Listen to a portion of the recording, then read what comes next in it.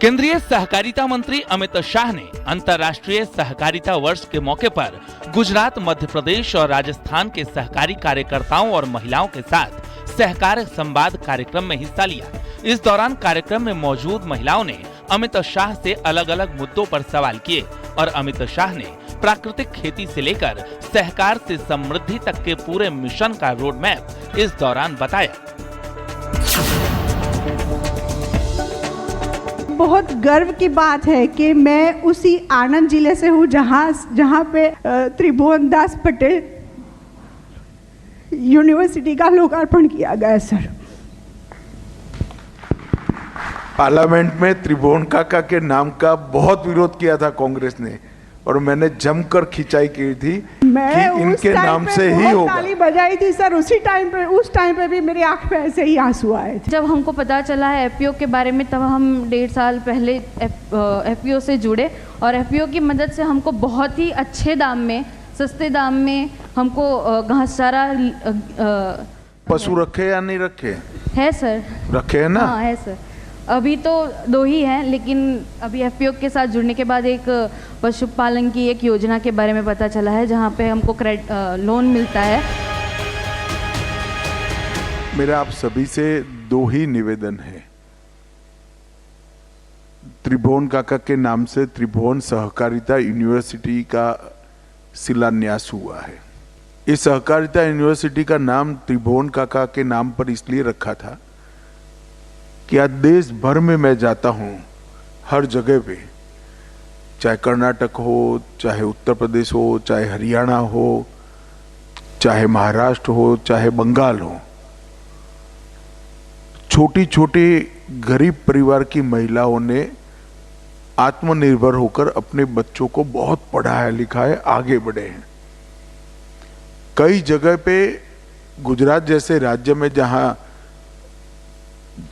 Cooperative establish हो गई, वहां 1-1 करोड़ रुपया की कमाई होती। ये मूल विचार जो था वो त्रिभुवन भाई पटेल का। डेयरी के क्षेत्र में ढेर सारा परिवर्तन हम ला रहे हैं। यहाँ बहुत सारी बहनें डेयरी की कोऑपरेटिव चलाने वाली हैं। अब हम आने वाले दिनों में गोबर का प्रबंधन, उनके खान पान का प्रबंधन, पशु की हेल्थ का प्रबंधन और गोबर के उपयोग से आपकी कोऑपरेटिव की कमाई बढ़े, इसके दिशा में अब छोटे छोटे देश भर में बहुत प्रयोग हुए हैं। हमें सारे प्रयोगों को संकलित कर वो प्रयोग का फल हर कोऑपरेटिव के पास पहुंचे, इसके लिए भारत सरकार योजना बना रही है। ये प्राकृतिक खेती ये इस प्रकार का एक वैज्ञानिक प्रयोग है जो कई प्रकार के फायदे देता है। फर्टिलाइजर वाला गेहूं खाने से कैंसर होता है, बीपी बढ़ता है, डायबिटीज होती है, थायराइड की प्रॉब्लम आती है। शुरू में तो हमें मालूम नहीं पड़ा। तो खाने वाले के शरीर को अच्छा रखने के लिए फर्टिलाइजर, केमिकल बगैर का खाना खाना, इसका मतलब है दवाइयों की जरूरत ही नहीं पड़ेगी।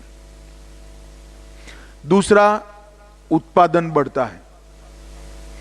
मेरे खेत पर मैंने प्राकृतिक खेती अपनाई है। आज मेरे उत्पादन में लगभग 1.5 गुना बढ़ोतरी हो चुकी है। मैं जब गृह मंत्री बना तब सारे लोग मुझे कहते थे बड़ा महत्वपूर्ण विभाग आपको मिल गया, देश का गृह मंत्री होना। सरदार पटेल साहब थे तो बहुत बड़ी बात होती है गृह मंत्रालय। मगर जिस दिन मुझे सहकारिता मंत्री बनाया उस दिन मैं मानता हूं कि गृह मंत्रालय से भी बड़ा डिपार्टमेंट मुझे मिल गया है,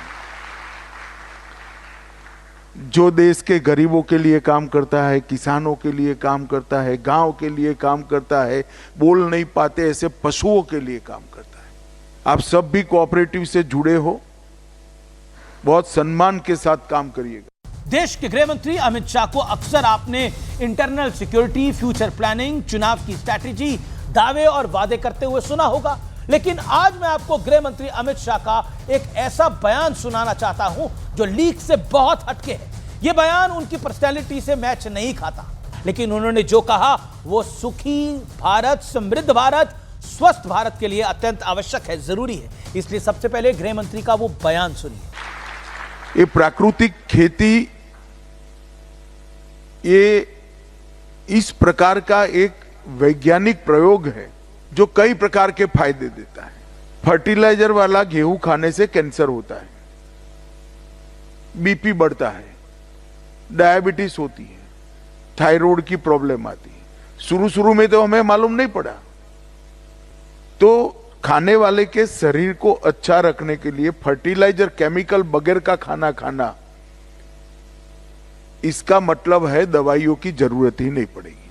हेल्दी इंडिया के रोड मैप यानी रूट मैप और रोड मैप दोनों की तरह देख सकते हैं, क्योंकि भारत में 10 करोड़ से ज्यादा डायबिटीज के पेशेंट हैं और 12 करोड़ से ज्यादा दिल के मरीज हैं, और अनुमान है कि साल 2025 में कैंसर के 16 लाख नए मरीज जुड़ जाएंगे।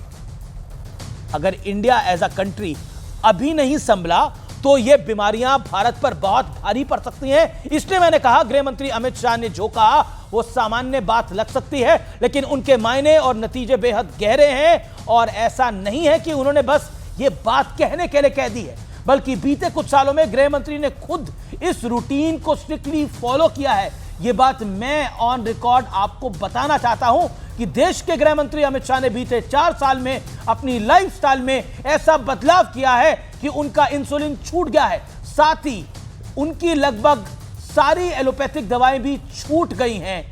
खुद गृह मंत्री ने क्या कहा, सुनिए। मित्रों, 2020 के मई महीने से आज तक मेरे जीवन में मैंने बहुत बड़ा परिवर्तन किया है। शरीर को जितनी चाहिए इतनी नींद, शरीर को जितनी चाहिए इतना पानी, और शरीर को जैसा चाहिए ऐसा आहार और नियमित व्यायाम से मैंने मेरे जीवन में बहुत कुछ हासिल किया। 4.5 साल के समय में मैं आज करीब करीब सभी एलोपैथिक दवा और इंसुलिन से मुक्त होकर आपके सामने खड़ा हूं। इतने बिजी शेड्यूल और इतनी बड़ी जिम्मेदारियों के बीच अगर देश का गृह मंत्री अमित शाह वो भी अगर अपने जीवन में इतने बड़े बदलाव ला सकता है, तो हम और आप क्यों नहीं। बहानेबाजी का रास्ता छोड़िए, स्वस्थ जीवन को चुनिए। सोचिए, अमित शाह से ज्यादा बिजी तो आप नहीं हैं, इसलिए अपने स्वास्थ्य की तरफ ध्यान दीजिए। अमित शाह की ये बात आपके लिए बड़ी जरूरी है। स्वस्थ जीवन सबसे महत्वपूर्ण है।